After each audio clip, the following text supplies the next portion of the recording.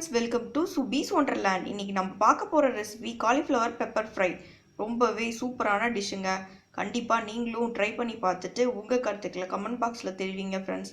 இந்த தருணத்துல சப்ஸ்கிரைபர் ஆகிய உங்களுக்கும் ஃபியூச்சர் சப்ஸ்கிரைபர்களுக்கும் என்னுடைய நன்றி கலந்த வணக்கத்தை தெரிவித்துக் கொண்டு இப்போ காலிஃப்ளவர் பெப்பர் ஃப்ரை எப்படி பண்ணலாங்கிறத பார்ப்போம். வாங்க ஃப்ரெண்ட்ஸ். செய்ய தேவையான பொருட்கள்: காலிஃப்ளவர் சின்ன சின்ன ஃப்ளாரட்ஸாக கட் பண்ணி எடுத்து வச்சுருக்கேன்.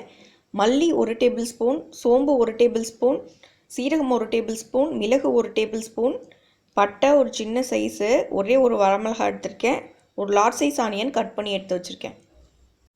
ஃபஸ்ட்டு நம்ம தண்ணியை சூடு பண்ணிக்கலாம். இப்போ இந்த தண்ணியில் நான் காலிஃப்ளவர் ஆட் பண்ணிக்கிறேன். இது நல்லா கொதிச்சு வரட்டும். 5 மினிட்ஸ் நல்லா நம்ம இந்த காலிஃப்ளவரை கொஞ்சம் பாயில் பண்ணி எடுத்துக்கலாம். இப்போ காலிஃப்ளவரை நம்ம தண்ணியில் போட்டு நல்லா கொதிக்க வச்சு எடுத்தாச்சு.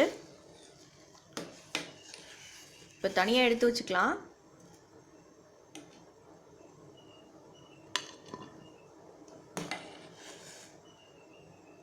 இப்போ ஒரு பேனை ஹீட் பண்ணியிருக்கேன். இதில் மல்லி, சீரகம், சோம்பு, மிளகு, பட்டை, வரமிளகாய் இது எல்லாத்தையும் போட்டு நல்லா வறுத்து எடுத்துக்க போகிறேன். ட்ரை ரோஸ்ட் பண்ணிக்கலாம்.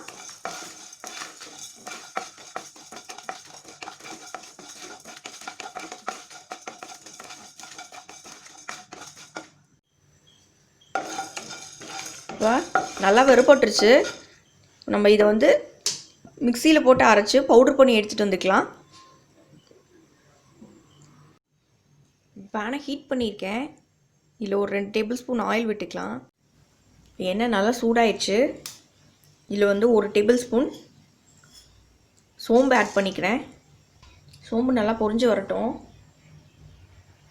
கூட கறி லீவ்ஸ் கொஞ்சம் ஆட் பண்ணிக்கிறேன். இப்போ இது கூட நம்ம கட் பண்ணி வச்சுருந்தா லார்ஜ் சைஸ் ஆனியன் ஆட் பண்ணிக்கிறேன்.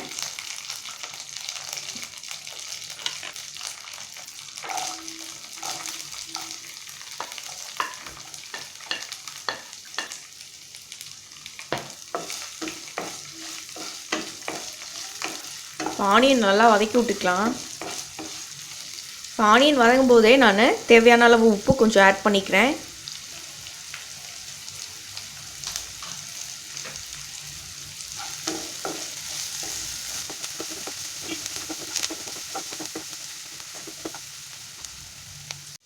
ஆனியன் நல்லா ஃப்ரை ஆயிடுச்சு.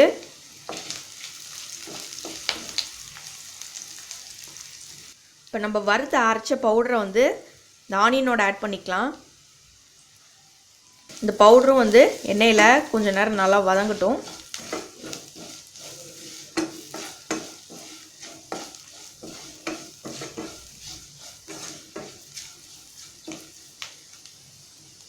இப்போ நம்ம காலிஃப்ளவர் ஆட் பண்ணிக்கலாம். இது கூட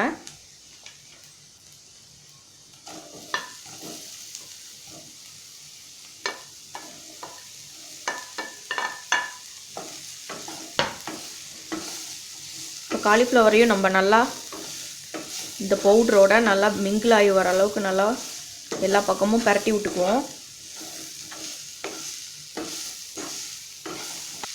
எண்ணெயிலே ஒரு 5 நிமிஷம் நல்லா ஃப்ரை ஆகி வரட்டும். இப்போ நான் இந்த காலிஃப்ளவருக்கு கொஞ்சம் உப்பு ஆட் பண்ணிக்கிறேன். ஆல்ரெடி ஆனியன் வதக்கும் போது கொஞ்சம் ஆட் பண்ணியிருந்தேன். இப்போ காலிஃப்ளவருக்காக இன்னும் கொஞ்சம் ஆட் பண்ணிக்கிறேன். பாருங்கள் நல்லா எப்படி சுருங்கி நல்லா கிறிஸ்பியாக வந்திருக்குன்ட்டு. அவ்வளோதாங்க, நல்லா ஃப்ரை ஆயிடுச்சு. இப்போ நமக்கு சூப்பரான காலிஃப்ளவர் பெப்பர் ஃப்ரை சர்வ் பண்ண ரெடி ஆயிடுச்சு ஃப்ரெண்ட்ஸ். இப்போ ரொம்பவே டேஸ்டியான காலிஃப்ளவர் பெப்பர் ஃப்ரை ரெடி ஆயிடுச்சு ஃப்ரெண்ட்ஸ். இந்த ரெசிபி உங்களுக்கு பிடிச்சிச்சுன்னா எங்கள் சேனலை லைக் பண்ணுங்கள், ஷேர் பண்ணுங்கள், சப்ஸ்கிரைப் பண்ணுங்கள் அண்ட் உங்கள் கருத்துக்களை கமெண்ட் பண்ணுங்கள். மீண்டும் இன்னொரு நல்ல ரெசிபியோடு உங்களை மீட் பண்ணுறேன். அதுவரை உங்களிடமிருந்து விடைபெறுவது சுபீஸ் ஒண்டர்லேண்ட். தேங்க்யூ.